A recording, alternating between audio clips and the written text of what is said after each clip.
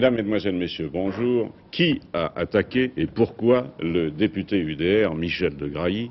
S'agit-il d'une nouvelle forme d'intimidation politique de type passage à tabac? S'agit-il de l'extrême gauche, de l'extrême droite ou d'une entreprise privée? Y a-t-il un rapport avec les abattoirs de la Villette où M. Degrailly avait des responsabilités importantes? En tout cas, telles sont les questions qu'on se pose aujourd'hui. En tout cas, hier soir, vers 20 h, le député UDR était attaqué rue Eugène Labiche. Aussitôt après, Dominique Laury interrogeait le commissaire Poisblanc chargé de l'enquête et le fils du député UDR. Il est exact que M. Degrailly a été agressé alors qu'il rentrait à son domicile ce soir vers 20 h. C'est-à-dire qu'après avoir laissé sa voiture en stationnement, il regagnait son immeuble, quand sur le parcours, près d'une camionnette, il a été interpellé par un individu porteur d'une arme, qui a été rejoint aussitôt par deux autres, et ce groupe a obligé M. Degrailly à monter dans la camionnette, où il a été bâillonné, où on l'a projeté sur sa face un gaz. Il lui a été attaché les mains à l'aide d'une chaînette fixée par des cadenas. Il a été molesté à l'intérieur de cette camionnette, puis placé dans une malle aménagée à cet effet.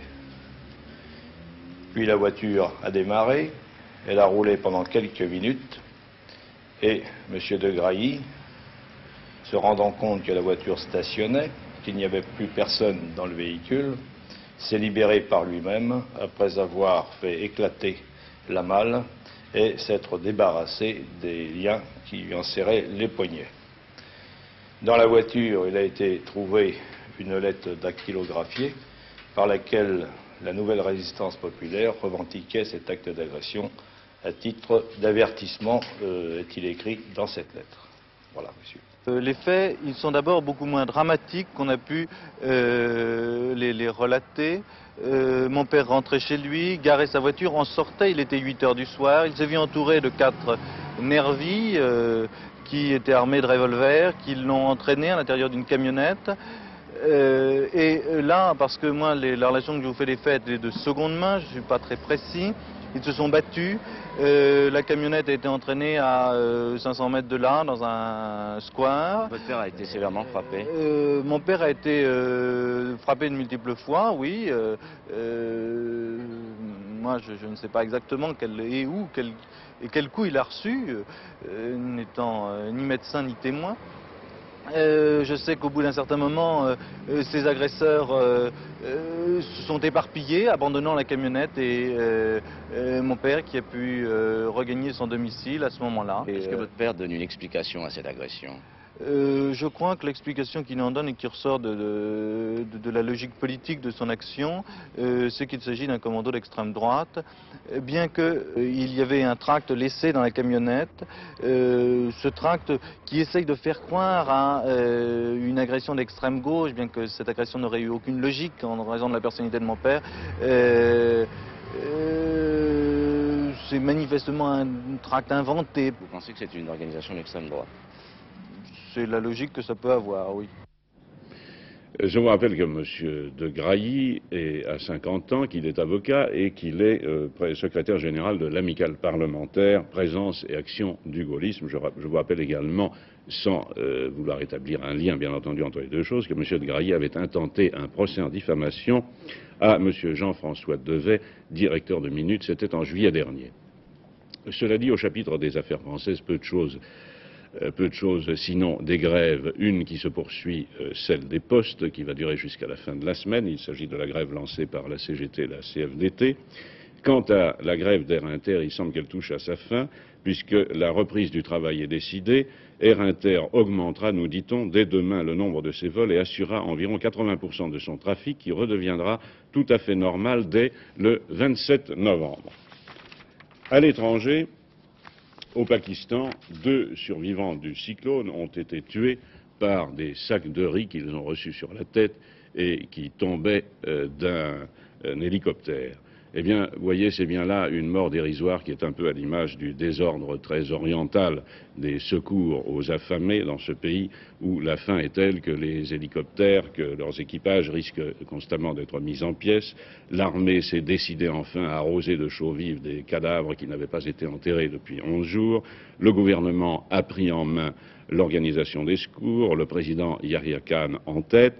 Il faut exprimer sa reconnaissance pour les étrangers, certes, dit-on là-bas, mais il faut aussi jouer son rôle de gouvernement, surtout à la veille d'élections. Voici maintenant le dernier document que nos envoyés spéciaux nous envoient du Pakistan. 12 jours après le cyclone qui a ravagé le Pakistan oriental, les secours commencent véritablement à s'organiser dans les régions touchées par la catastrophe. L'armée pakistanaise, longtemps inactive, s'est maintenant rendue sur le terrain.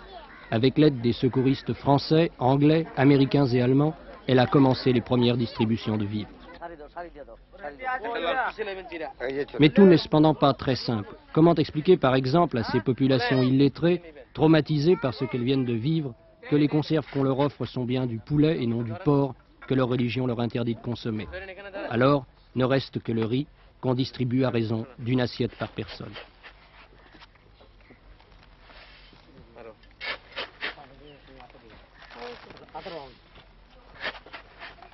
Outre la faim, il faudra aussi combattre la maladie. Les myriades de mouches, d'insectes, de moustiques qui se posent tour à tour sur les cadavres, puis sur les gens et la nourriture, constituent un des plus graves dangers pour les survivants. Il faut vacciner, vacciner toujours, contre le choléra, la peste ou bien la fièvre typhoïde.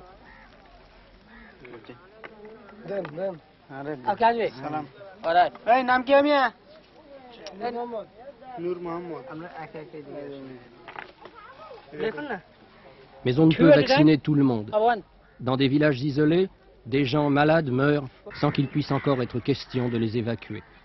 Lorsque les sauveteurs arriveront dans ces villages, ils ne trouveront que des cadavres trop nombreux pour qu'on les enterre. Source d'épidémie, ces cadavres, il faudra les brûler à la chaux vive par centaines.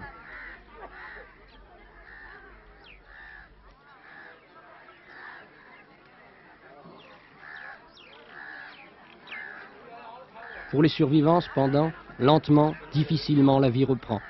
Passés les premiers mouvements de stupeur, ils ont déjà retrouvé les gestes de la vie quotidienne.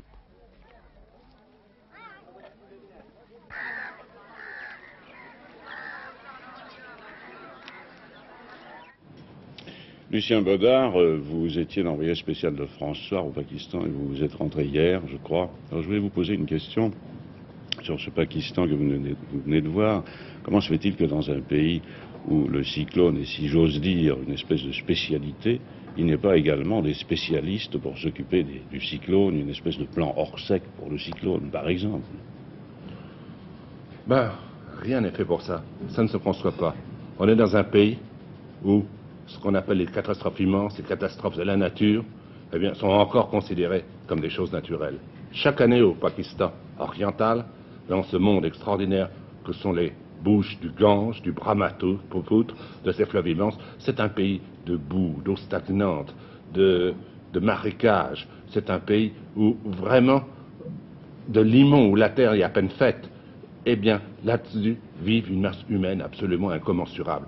Le Pakistan oriental a à peine le tiers ou le quart de la surface de la France, il y a 70 millions d'habitants. C'est-à-dire que c'est un grouillement insensé, un grouillement de gens pauvres, de gens inconnus, de gens sans état civil, de gens qui vivent comme ils peuvent.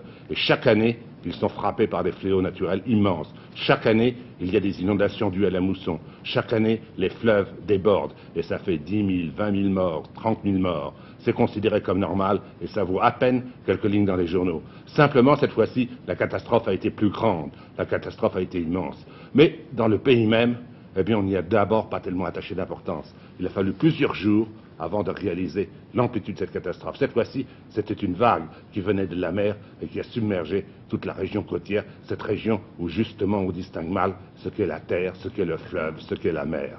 Et il a fallu au moins 4 ou 5 jours pour qu'on s'y intéresse. Ce sont même pas les Pakistanais, ce sont les journalistes étrangers, peu à peu, qui ont jeté l'alerte. Et cela presque au même contentement du gouvernement pakistan qui estimait qu'on s'occupait d'affaires qui ne regardaient que lui.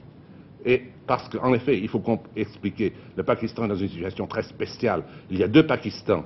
Le Pakistan qui a été frappé, le Pakistan des Bengalis, le Pakistan de la masse, et il y a un autre Pakistan. Est-ce que l'autre Pakistan, justement, s'occupe du Pakistan qui se trouve à l'Est? C'est ça la question. Il faut passer par-dessus l'Inde. Il faut passer par-dessus l'Inde.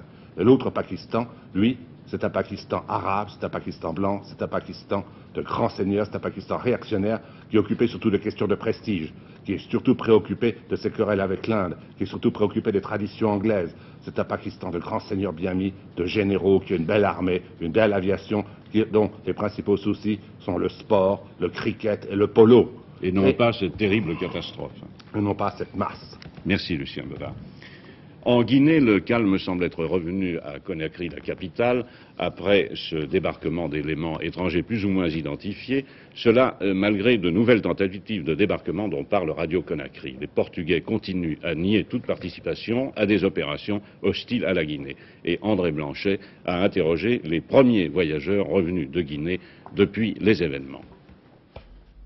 Gardé par militaires et miliciens en armes, l'aérodrome de Conakry, bien que toujours interdit aux journalistes, reste ouvert au trafic. C'est ainsi qu'un vol régulier d'Air Afrique amenait hier soir au Bourget quelques passagers en provenance de la Guinée, mais peu disposés, on le voit, à se livrer à l'interview. Toutefois, un technicien d'une compagnie aérienne nous a livré quelques précisions. Pour les Européens, il n'y a pas de problème. Les combats se déroulent la nuit, alors personne ne sort. Dès la nuit, personne ne sort, c'est tout. Mais comment donc ont été tués les par Européens accident, le matin du débarquement, par accident. Ils se trouvaient dehors quand le débarquement a eu lieu. Car c'est bien un débarquement, oui. Oui. Oui. Oui.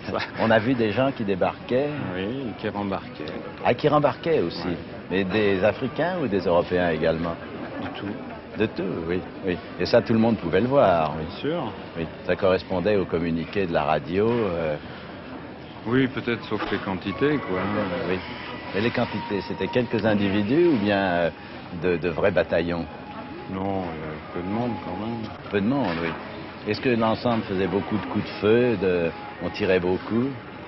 Oh, c'est surtout dans les nuits suivantes qu'il y a beaucoup de batailles. La deuxième et la troisième nuit, alors? Oui. Ah oui, y compris la nuit de lundi à mardi? Ah bah oui, lundi à mardi, puisqu'on n'a pas pu rentrer en ville d'ailleurs, hier soir.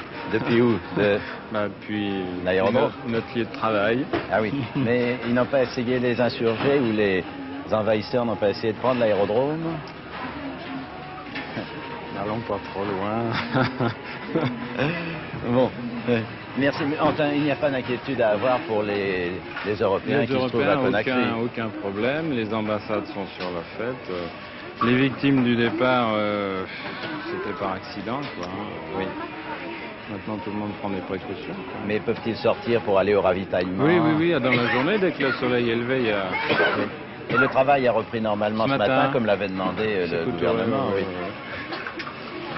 Rendons-nous à Tokyo à présent pour une histoire particulièrement sanglante. Yurio Mashima, c'est un nom qui ne vous dit peut-être rien, c'est pourtant celui d'un écrivain très connu, très prolifique, dont il a même été question à un moment donné pour le prix Nobel. Or, ce Mashima est un spécialiste de l'histoire des samouraïs, et il a fondé lui-même il y a 2 ans un groupe de samouraïs modernes, en quelque sorte, qu'il a appelé l'Association des Boucliers. Et à la tête d'un commando de 4 hommes, membres de cette Association des Boucliers, il a tenté mercredi d'enlever un général à l'état-major de la police. N'ayant pas réussi, il se fit harakiri avec un de ses compagnons. Voici quelques images de ces épisodes. Ici, Mishima, sur le balcon de la caserne de la police, harangue 2500 soldats ahuris, et il flétrit la corruption des milieux politiques japonais. Le gouvernement est pourri, dit-il, et après avoir crié « Vive l'empereur », il disparaît dans la pièce qui est le bureau du général. Quelques minutes plus tard, les policiers qui ont enfoncé la porte du bureau du général sont horrifiés. Sur le plancher gisent 2 corps à la fois éventrés et décapités, car la tradition authentique du samouraï exige que si l'on a échoué dans un noble dessein, eh bien on s'ouvre le ventre d'un coup de sabre, puis on se tranche la gorge. Il y a là un problème technique, certes, mais il est résolu. Passons au sport maintenant. Le sport, Jean-Michel Leliot a souvent posé des problèmes professionnels du football, du cyclisme. Aujourd'hui, c'est de cyclisme que vous allez nous parler. il se peut que le métier de cycliste professionnel ne soit pas le pactole qu'on a imaginé quelquefois et qu'il y ait là de graves problèmes. Oui, aussi. le pactole existe, vous avez raison, mais en ce qui concerne les grands champions, il ne faut pas oublier que dans les pelotons, il y a à peu près 20 garçons, disons, dans un peloton international, 20 garçons qui gagnent bien leur vie, et derrière, ce sont les domestiques qui existent encore, les porteurs de bidons, les porteurs d'eau, comme on les appelle, et certains coureurs, ils sont en majorité, gagnent 60 à 70 000 anciens francs par mois, que ce soit aussi bien en Belgique, en France qu'en Italie. Il est évident que ces coureurs, ces domestiques ne sont pas des futurs champions, car on le saurait déjà, et ce sont des garçons qui ont choisi le métier de coureur cycliste, une profession comme une autre, une profession qui quand même pour eux, malgré cette maigre rentabilité, est plus intéressante, si vous voulez, que leur premier métier. Ils étaient tourneurs, ils étaient maçons, etc. Mais alors ce qui est surprenant, c'est qu'on parle de la crise du cyclisme en France, mais la crise existe dans tous les pays. Pour preuve, regardez ce titre d'un journal belge, Les Sports de Bruxelles, qui titre hier, 2 professionnels belges sur 3 sont actuellement sans emploi. Il parle évidemment du cyclisme, avec toute la liste ici, 134 exactement, de coureurs cyclistes professionnels belges qui cherchent en ce moment des contrats. Alors en France, on sait que tout est à refaire. De toute façon, il y a eu une crise du cyclisme, elle continue, elle se poursuit, et on sait aussi que presque 30 ou 40 coureurs sur 80 professionnels ne sont pas sûrs de pouvoir recourir l'an prochain. En Italie, ils sont 87 dans le même cas, sur 200 professionnels. Vous voyez que c'est un problème grave. Mais c'est un problème d'ouvriers, si vous voulez. Ce n'est pas tellement un problème de sportifs. Ils ont choisi un métier et ils n'arrivent pas à l'assumer, tout simplement.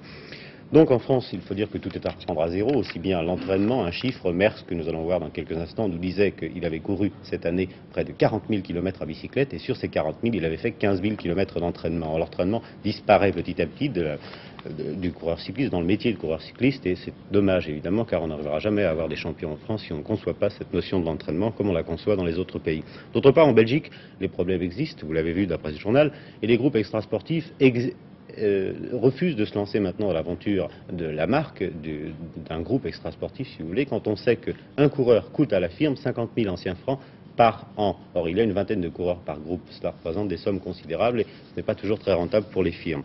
Voilà donc l'opinion de 2 champions que nous avons rencontrés hier soir. Il faut rappeler d'ailleurs le classement de ce championnat mondial de cyclisme. Le résultat a été proclamé hier soir. Dans les 20 premiers, il y a 12 Belges, 3 Italiens, un Espagnol, un Suédois, un Danois, un Allemand et un Hollandais. Pas un Français. Le premier Français est 21e, il s'agit de Poulidor. Et la dernière victoire française remonte à Jacques Anquetil en 1966. Nous avons donc rencontré Merckx et Anquetil en leur demandant quels étaient les problèmes du cyclisme. Et vous allez voir qu'ils ont surtout insisté sur un mot, le mot sacrifice pour un jeune.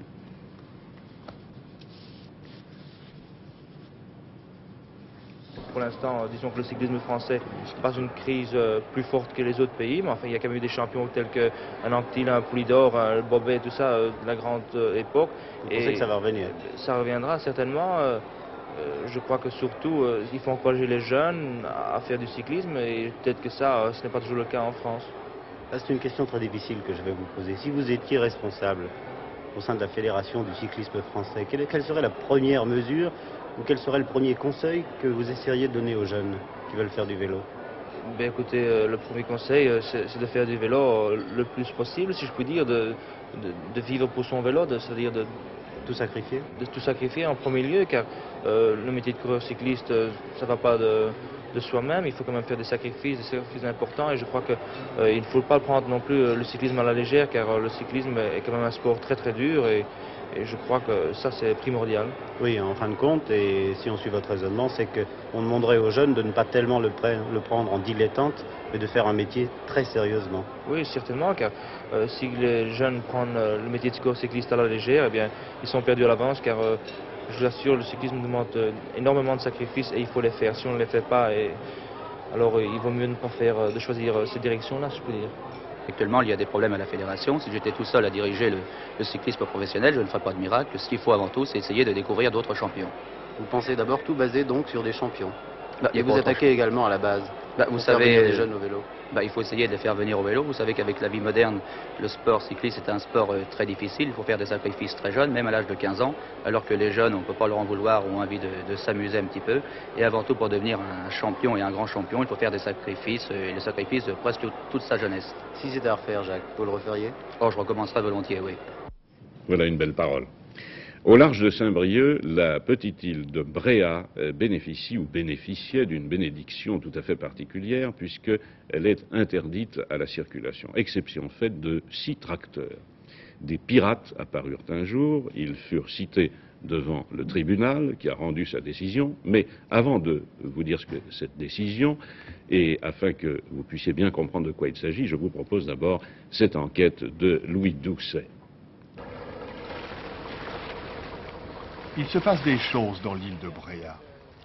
Il faut dire tout d'abord que ces 3 kilomètres de paradis ancrés sur les côtes bretonnes au large de Paimpol bénéficient d'un privilège extraordinaire par les temps qui courent. Les voitures y sont interdites de séjour, mais pas les tracteurs. De là viendrait tout le mal. C'est un bruit infernal. Ça vous gêne, vous? Ah, personnellement, oui, puisque j'ai eu des clients qui sont partis par rapport au bruit qu'il y avait ici. On a vu des tracteurs passer à 5 h du matin, à 10h30 le soir, 11 h, minuit. On a l'impression que l'effet dépasse un peu la cause. Oui, c'est possible, parce que l'effet dépasse la cause, oui, parce que tout le monde dira il faut vivre avec son temps, il faut avoir le matériel nécessaire. Mais en fait, moi je pense qu'avec le nombre de tracteurs qui existaient déjà avant, il n'y a pas besoin d'en mettre d'autres. Le problème de la nuisance, comme on dit dans les gazettes, semblait cependant avoir été réglé une fois pour toutes. Nous avons un arrêté municipal qui interdit l'entrée de tout véhicule à moteur dans l'île de Bréhat et qui limite le nombre des tracteurs utilitaires.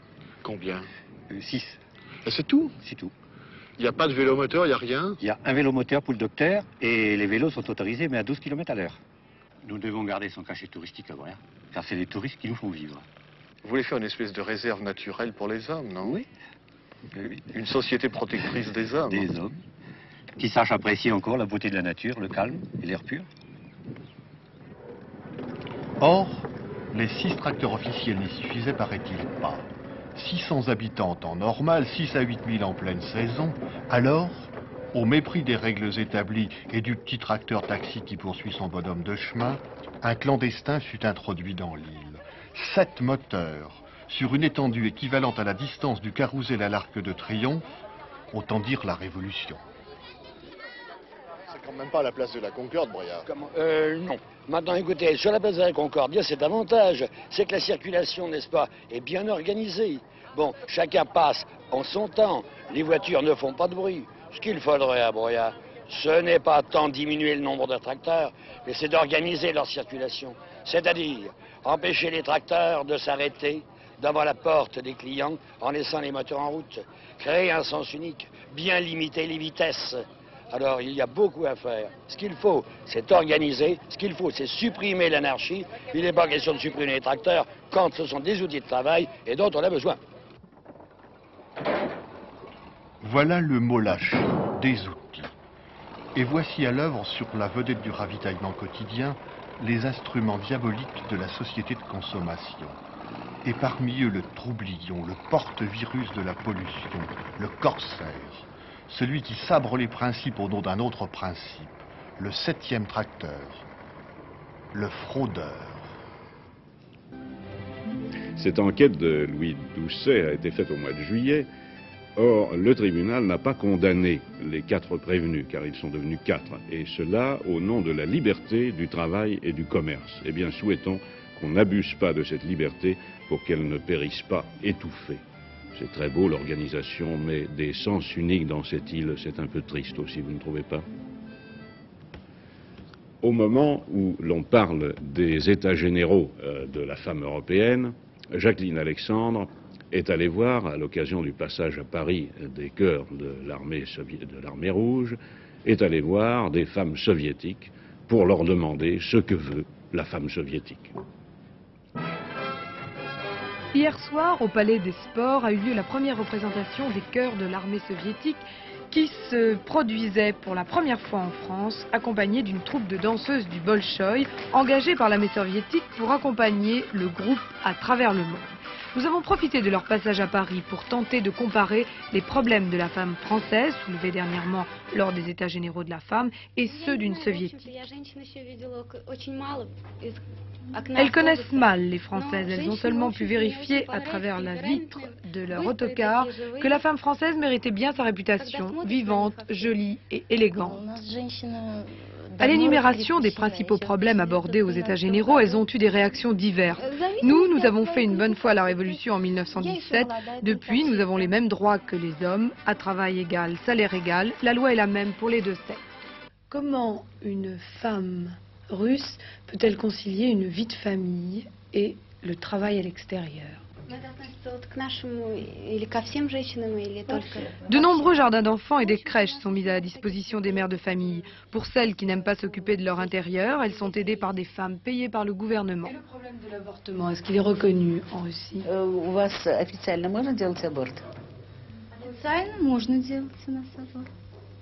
C'est officiellement admis. Nos problèmes semblent être résolus en Union soviétique depuis la révolution d'octobre. Je suppose que la femme soviétique en a d'autres. Lesquelles? Nella Bielski, écrivain qui vit en France depuis 9 ans, nous en parle. La Russie, ce n'est secret pour personne. Les biens de consommation, c'est vraiment une chose qui boite énormément.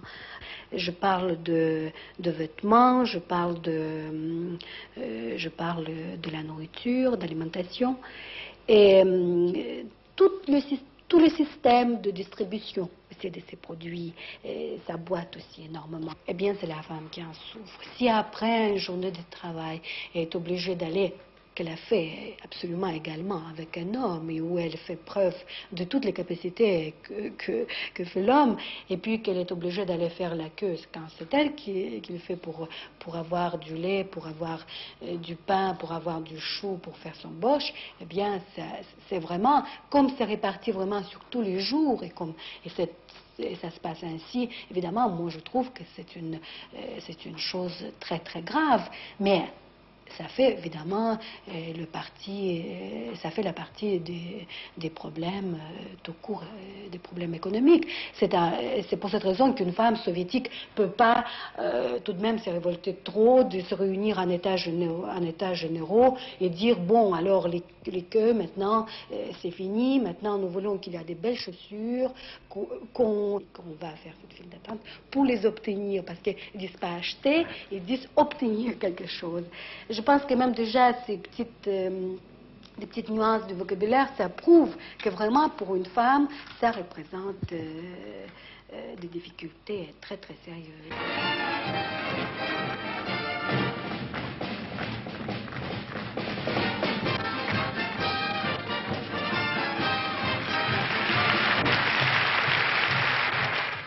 Paul Guth, si vous n'y voyez pas d'inconvénient, nous allons rester avec des femmes encore un peu à cause de la Sainte-Catherine, puisque c'est aujourd'hui la Sainte-Catherine. Les Catherinettes, m'a-t-on dit, c'est-à-dire les filles de 25 ans, comme chacun sait, ne sont que 75 000 sur les quelques 300 000 bébés du sexe féminin venus au monde il y a 25 ans, ce qui veut dire que les autres sont mariés et même souvent mères de famille. Mais ce qu'il faut dire aussi, c'est que cette fête de la Sainte-Catherine, il y a 25 ans à peu près, c'était encore quelque chose de très important, qui donnait lieu à des débordements fort sympathiques, et puis qu'aujourd'hui on a l'impression que c'est quelque chose qui est en train de disparaître, vous ne croyez pas? Et oui, mais comme la plupart des fêtes d'ailleurs.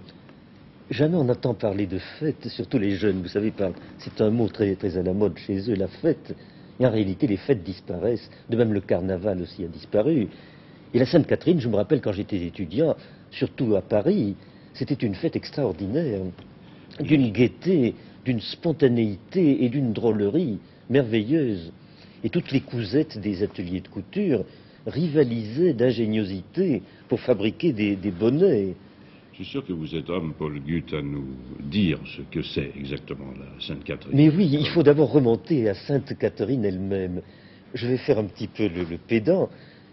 Catherine, le nom de Catherine vient du grec katharos, qui signifie pur, chaste. Les jeunes filles sont des êtres purs et chastes. C'était une jeune fille d'une beauté et d'une science extraordinaire. Elle était tellement réputée pour sa science elle avait 18 ans, et l'empereur Maximien a voulu introniser, enfin a voulu instaurer une espèce, non pas de tournoi à armes égales, comme on dit à la télévision, mais à armes inégales. Il a convoqué les plus grands philosophes d'Alexandrie, en espérant que ces vieux messieurs réussiraient à la détourner du christianisme. Or, c'est exactement le contraire qui s'est produit. C'est la pure, chaste et savante jeune fille qui a converti au christianisme les philosophes. C'est toujours très, très dangereux pour les philosophes de s'occuper des jeunes filles. Vous savez ce qui était arrivé à Abélard autrefois. De grands malheurs. De grands malheurs. Et alors on les a brûlés, les pauvres philosophes. Quant à Catherine, elle, on l'a condamnée à être déchiquetée par une roue munie de piquants, munie de pointes. Mais vous ne savez pas ce qui s'est passé quand on l'a installé dans l'instrument de supplice. Elle a détraqué la mécanique. Ça n'a plus marché. Et je vois là une espèce de symbole, la pure et chaste jeune fille qui détraque la mécanique d'une société trop automatique, trop industrielle.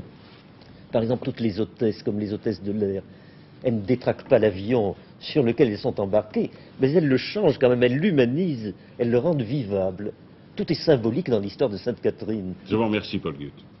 Et excusez-moi de finir avec un sujet fort austère, mais nécessaire, c'est la bourse. J'appelle Gérard Vidalange. Et Gérard Vidalange, je voudrais vous demander si l'augmentation de la vie aux États-Unis, si les bruits d'inflation qui concernent le dollar ont une répercussion actuellement sur les valeurs américaines en bourse. Bruit de dévaluation, en effet, on en parle aussi bien aux États-Unis qu'en Europe. En effet, on se demande si la politique américaine n'a pas échoué dans sa lutte contre l'inflation. Je crois qu'on peut dire tout simplement que les Américains n'ont pas voulu choisir entre la stagnation et l'inflation et une reprise, si vous voulez, de l'expansion. Ce qu'ils veulent avant tout, c'est d'éviter précisément cette stagnation et éviter de prendre des mesures particulièrement dures comme le blocage des prix ou le blocage des salaires. Vous avez appris que à la suite de l'accord de la General Motors, les salaires allaient être augmentés de 30% en 3 ans dans l'automobile. Eh bien, pas de blocage des salaires, pas de blocage des prix. Ils ont également cédé à la pression en faveur de la baisse des taux d'intérêt, et cette baisse maintenant est réelle, elle est tangible. Et puis alors surtout, il y a une campagne actuellement aux États-Unis en faveur de l'isolationnisme, en faveur du protectionnisme. Alors ça, c'est un signe tout de même très significatif qui montre que les Américains veulent avant tout maintenir, favoriser la stabilité et la sécurité de l'emploi et du même coup les bénéfices des sociétés. Alors les Européens peuvent-ils éviter cette épidémie de l'inflation américaine? Je crois qu'il y a deux situations. En France, nous avons déjà jugulé une partie de cette inflation, nous sortons du plan de stabilisation, alors qu'au contraire, outre-Rhin, en Allemagne, eh bien, les Allemands actuellement souffrent. Et ils souffrent très sérieusement, il y a des réductions d'horaires dans les usines et il y a un malaise psychologique qui est certainement très vif. Et on se demande précisément si les mouvements de capitaux, les mouvements de dollars qui se portent actuellement en Allemagne, ces mouvements ne vont pas provoquer une nouvelle pression sur le dollar, donc et mettre en question en quelque sorte la stabilité du dollar. Pour l'instant, les bourses sont calmes, Wall Street est plutôt même meilleure, les bourses allemandes sont à plat, et la bourse de Paris, eh bien, passez-moi cette expression, disons qu'elle pêche à la ligne, c'est-à-dire que certaines valeurs sont très bien favorisées, en hausse, mais d'autres, au contraire, sont tout à fait calmes. En ce qui concerne l'or, eh bien, l'or aujourd'hui a légèrement monté, notamment le lingot, alors que le Napoléon est absolument inchangé. Donc s'il y avait vraiment des attaques contre le dollar, immédiatement le marché de l'or se mettrait en éveil, serait en ébullition. On a annoncé aujourd'hui de nouveaux pourparlers. Je vous avais parlé hier de regroupement dans l'industrie du linge de maison. Eh bien aujourd'hui, c'est l'industrie des pâtes alimentaires, comme quoi l'industrie française bouge, et je crois que c'est tout de même un bon signe, un signe de vitalité que les structures de l'économie française se rénovent et se modernisent. Bourse de Paris, donc, sur une séance plutôt calme, avec quelques points de fermeté.